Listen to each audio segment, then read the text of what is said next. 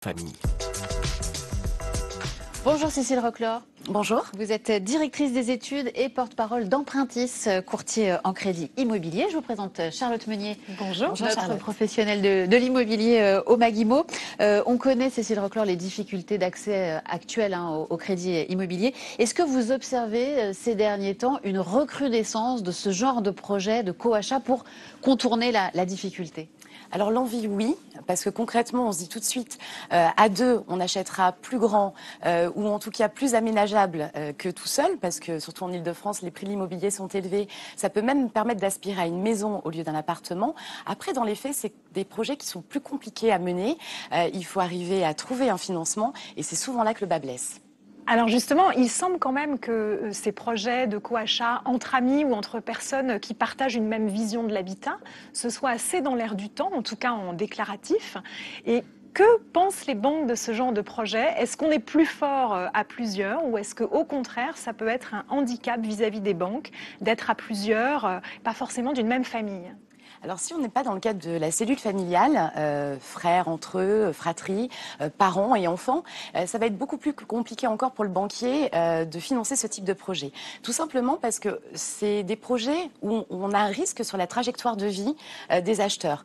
Un père et un fils qui vont acheter ensemble, le fils demain aura peut-être envie de changer de lieu de vie, de se mettre en couple, d'avoir une évolution professionnelle. Et là, le banquier, il va se demander s'il est possible pour celui qui reste dans le bien de continuer à financer la mensualité.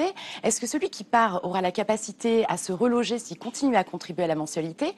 Donc il y a de vraies questions sur le fait qu'on puisse continuer à payer son crédit et c'est ça que le banquier va regarder. Si on est entre amis, c'est encore pire parce que le risque de désaccord dans une amitié, ça existe malheureusement. Et là, le banquier va penser que le risque est trop important, qu'il vaut mieux éviter de financer. C'est d'ailleurs pour ça que malgré l'envie, on voit peu de projets arriver jusqu'au bout parce que les embûches avec les banques sont assez nombreuses. Et puis, accessoirement, il va falloir trouver quand même un banquier qui va accepter de financer un projet atypique, puisqu'on n'est pas dans un couple ou dans une personne seule qui emprunte et qui prend son risque. On a des emprunteurs multiples avec des situations professionnelles et financières différentes qui vont évoluer différemment. Donc, un banquier qui va devoir être à la fois bienveillant et qui va être expert pour pouvoir regarder tous les sujets de l'indivision lors du financement. Et est-ce que c'est encore plus compliqué quand il s'agit d'une résidence secondaire? Alors, en théorie, non, parce que là, du coup, les choses sont plutôt bien marquées. C'est pas la résidence principale. On n'a pas besoin de regarder s'il y a bien des espaces de vie qui permettent à chacun d'évoluer et de se sentir bien dans le bien. Est-ce que le banquier, pardon, je vous interromps, le banquier regarde ça? Oui, il clairement. regarde le projet dans Oui. ce niveau de détail? Dans cette situation-là, oui. Quand c'est une résidence secondaire, vous avez moins ces contraintes-là. Tout le monde ne va pas y vivre, pas tout le temps. Par contre, le banquier sera attentif au fait que les futurs propriétaires soient déjà propriétaires de leur résidence principale, parce que si ça vient manger une trop grosse partie de leur capacité d'emprunt, ils ne pourront plus accéder à la propriété après.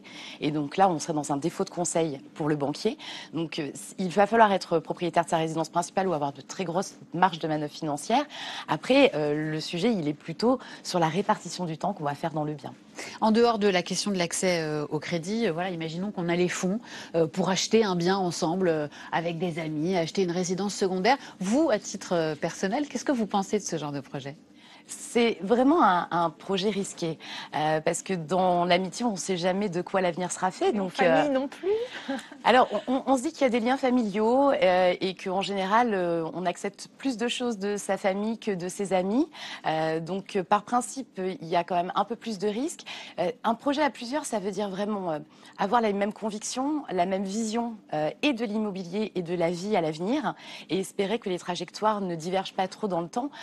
C'est une bonne façon de réaliser un projet avec la crise sanitaire. On a vu qu'on avait tous envie de plus d'espace, de verdure et on a vu le nombre de résidences secondaires qui étaient vendues augmenter de façon significative.